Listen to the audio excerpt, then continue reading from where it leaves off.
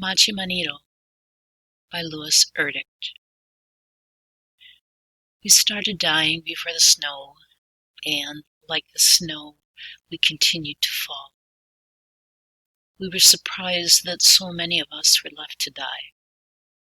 For those who survived the spotted sickness from the south and our long fight west to Dakota land, where we signed the treaty, and then a wind from the east, bringing exile in a storm of government papers.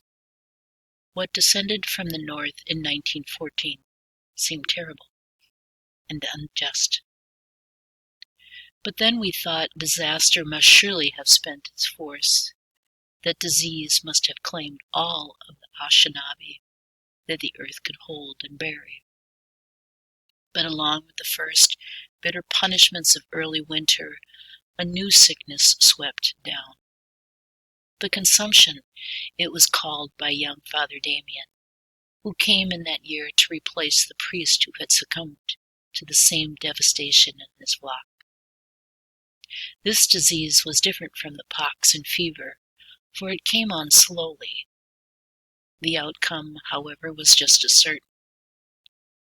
Whole families of Anishinaabe lay ill and helpless in its breath. On the reservation, where we were forced to close together, the clans dwindled. Our tribe unraveled like a coarse rope, frayed at either end as the old and new among us were taken. My own family was wiped out one by one. I was the only Nanapush who lived, and after, although I had seen no more than 50 winters, I was considered an old man. I guided the last of the buffalo hunt. I saw the last bear shot. I trapped the last beaver with a pelt of more than 2 years' growth. I spoke aloud the words of the government treaty and refused to sign the settlement papers that would take away our woods and lake. I axed the last birch that was older than I, and I saved the last of the pillager family. Fleur. We found her on a cold afternoon in late winter, out in her family's cabin near Matchimanito Lake, where my companion, Edgar Puquan, of the tribal police, was afraid to go. The water there was surrounded by the highest oaks, by woods inhabited by ghosts and roamed by pillagers who knew the secret ways to cure or kill until their art deserted them. Dragging our sled into the clearing, we saw 2 things: the smokeless tin chimney spout jutting from the roof, and the empty hole in the door where the string was drawn inside. Puquan did not want to enter, fearing that the unburied pillager spirits might seize him by the throat and turn him wendigo. So I was the one who broke the thin scraped hide that made a window. I was the one who lowered himself into the stinking silence onto the floor. I was also the one to find the old man and woman, the little brother and 2 sisters, stone cold and wrapped in gray horse blankets, their faces turned to the west. Afraid as I was, stilled by their quiet forms, I touched each bundle in the gloom of the cabin and wished each spirit a good journey on the 3-day road, the old-time road, so well trampled by our people this deadly season. Then something in the corner knocked. I flung the door wide. It was the eldest daughter, Fleur, so feverish that she'd thrown off her covers. She huddled against the cold wood range, staring and shaking. She was wild as a filthy wolf, a bony girl whose sudden outbursts of strength and snarling cries terrified the listening Puquan. I was the one who struggled to lash her to the sacks of supplies and to the boards of the sled. I wrapped blankets over her and tied them down as well. Puquan kept us back, convinced that he should carry out the agency's instructions to the letter. He carefully nailed up the official quarantine sign, and then, without removing the bodies, he tried to burn down the house. But though he threw kerosene repeatedly against the logs and even started a blaze with birch bark and chips of wood, the flames narrowed and shrank, went down in puffs of smoke. Puquan cursed and looked desperate, caught between his official duties and his fear of pillagers. The fear won out. He finally dropped the tinders and helped me drag Fleur along the trail. And so we left 5 dead at Matchimanito, frozen behind their cabin door. Some say that Puquan and I should have done right and buried the pillagers first thing. They say the unrest and curse of trouble that struck our people in the years that followed was the doing of dissatisfied spirits. I know it's fact and have never been afraid of talking. Our trouble came from the living, from liquor and the dollar bill.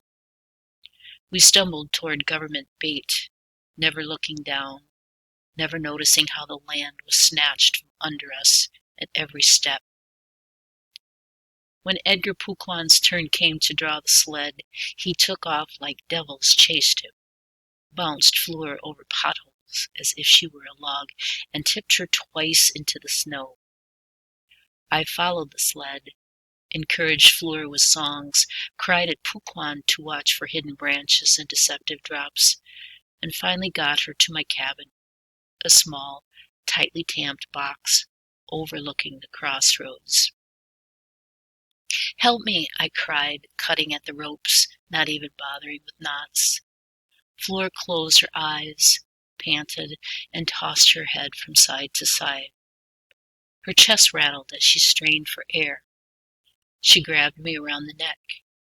Still weak from my own bout with the sickness, I staggered, fell, lurched into my cabin, wrestling the strong girl inside with me. I had no wind left over to curse Puquan, who watched but refused to touch her, turned away, and vanished with the whole sled of supplies. I was neither surprised nor caused enduring sorrow later when Puquan's son, also named Edgar, and also of the tribal police, told me that his father came home, crawled into bed, and took no food from that moment until his last breath passed. As for Fleur, each day she improved in small changes. First, her gaze focused, and the next night her skin was cool and damp. She was clear-headed, and after a week she remembered what had befallen her family, how they had taken sick so suddenly, gone under. With her memory, mine came back, only too sharply. I was not prepared to think of the people I had lost or to speak of them, although we did carefully, without letting their names loose in the wind that would reach their ears.